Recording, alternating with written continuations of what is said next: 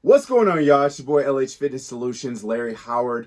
Now I'm a certified strength and conditioning specialist, in addition to a personal trainer. I'm here today to make sure that you guys have continued educational content, things to help you guys out with your fitness journey, and make sure that you guys are all set as you guys hit your New Year's resolution goals. First off, I just want to say I'm sorry because I have not been as present as I'd like to be to you guys. I was studying for a test, the Certified Strength and Conditioning Specialist test, and I'm happy to announce that I passed it. So I just kind of take a slight sabbatical from creating videos for you, but now that I'm back, I'm fully on track and I'm looking forward to serving you. Before you guys do anything else, make sure you like, comment, and subscribe to make sure that you guys are continuing to get content, educational content, different reviews on products, as well as things that will help you become a better athlete and be more fit in your everyday life. Today's topic is one that I've been waiting to talk about, and I think it's very important, so I'm going to actually write it in red, okay? And I'm going to write it really big for you guys so you guys can see it. And it's basically, don't waste, and forgive my horrible handwriting, your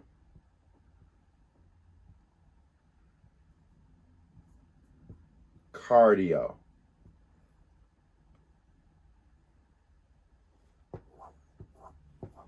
Today's topic is don't waste your cardio, okay? Don't waste your cardio. I see all the time when people first get to the gym, their gauge of a good cardio session is sweating, which has some merit to it. We see a lot of fads out, high intensity interval training, max interval training.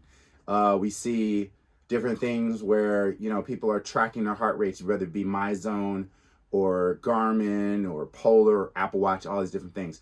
But if you are truly trying to lose fat, how do you know how hard you should be working when you hop on a Stairmaster, on a treadmill, when you are doing, let's say, an elliptical or an incumbent bike? Any of those, or recumbent bike, excuse me.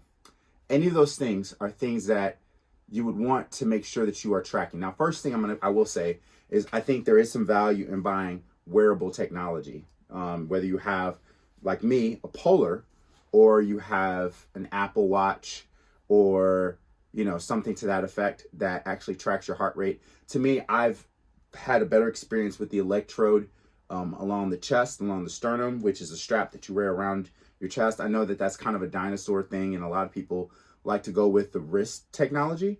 But for me, just from a sake of accuracy, I've noticed better results from being able to track it from the electrode strap that's around the chest, as opposed to using something more of a wrist-based unit. But if you want to use a wrist-based unit, that's fine. It still gives you something to track, okay? So don't waste your cardio.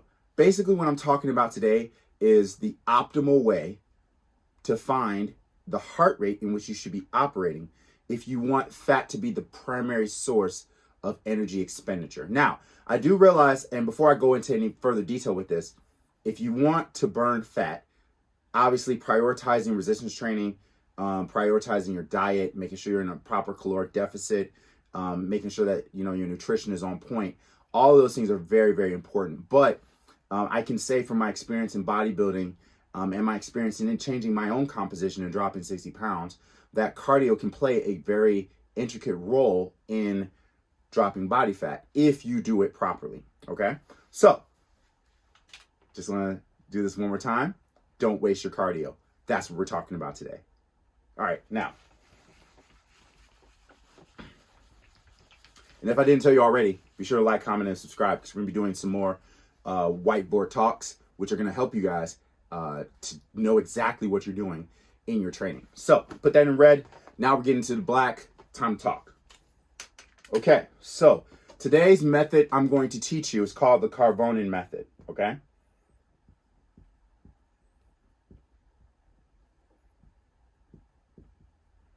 Now, with the Karvonen Method, what we're doing is we're figuring out an optimal, we're using metrics to find out what your heart rate what heart rate percentage you should be operating at of your max heart rate to basically get you to a point where you're using a particular energy system, okay? So, Karvonen Method takes your heart rate reserve into account, and essentially what you're doing is you're calculating a percentage of your heart rate reserve, you're adding it to your resting heart rate, which gives you an idea where you should be. Now, if you're trying to burn fat and you want to really optimally use fat as your primary energy source, you want to be operating at about 70% of your max heart rate, okay? Now, if you're trying to calculate your max heart rate, you may want to pause this and write this down. You want to use 220 minus your age, okay? 220 minus your age. This never changes, okay? This is kind of gold standard in the strength conditioning community, in the fitness community. So if I calculate this for myself, which I'm gonna use myself as an example, I would be at 220 minus 36, okay? Now, grab a calculator, take 220 minus 36, you got 184, okay? 184. So this is my max heart rate. So we're gonna just say MHR, okay? So I'm gonna put this on the sidebar up here, 184, and I'm gonna put MHR. That way I know what I'm working with, okay? 220 minus your age. Now, you're taking your resting heart rate, okay? You basically take your max heart rate and subtract your resting heart rate, which gives you your heart rate reserve. So a way to calculate your resting heart rate, there are a couple different ways to do it.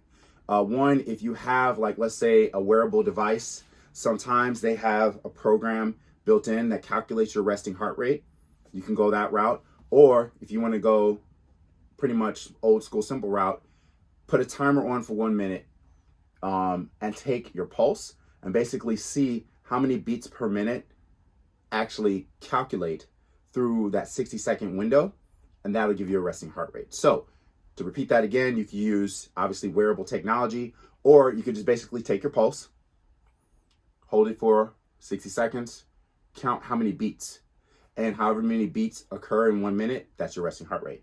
For me, I know what my resting heart rate is because I calculated it several times. So my resting heart rate, and we'll call this RHR, is 62 beats per minute, okay? This is my resting heart rate. And I've done this through calculations of wearable technology, things like that, okay? So I'm gonna put this up here too, okay? So this would be 62 RHR.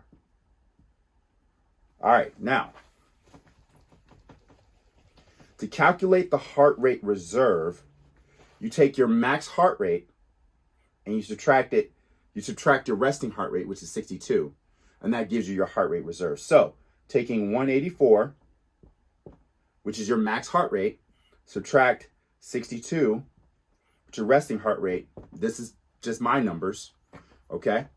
Take a calculator, 184 minus 62, that gives me 122. 122 is my heart rate reserve. So I'm gonna put HRR, heart rate reserve, okay? So just to make sure I have all the proper information I need to calculate what I need to calculate, I'll put 122 as my heart rate reserve. Again, I apologize if my handwriting looks like chicken scratch. Take that.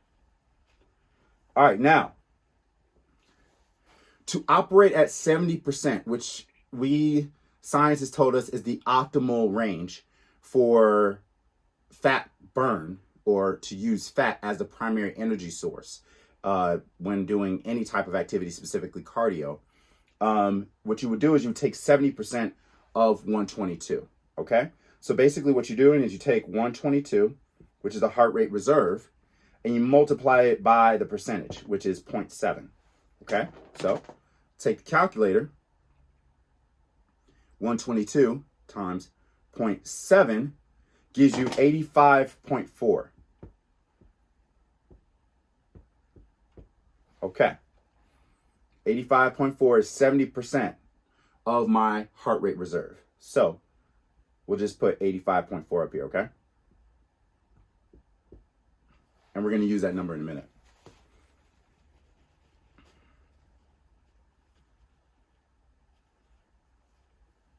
Now, if you want to calculate what 70% using the Karvonen method of your heart rate reserve and know what intensity you should be working at in terms of how many beats per minute you should be operating when you're doing your cardio, you take your 70% of your heart rate reserve and you add it to the resting heart rate. So you take 62, which is your resting heart rate, and you add, we'll just say 85, rounding it down, okay?